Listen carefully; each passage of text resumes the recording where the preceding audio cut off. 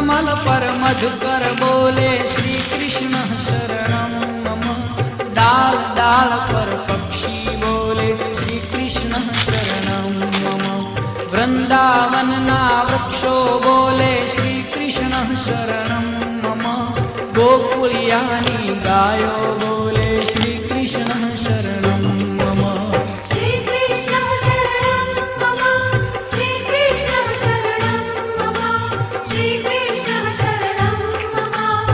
श्री कृष्ण शरणं मम।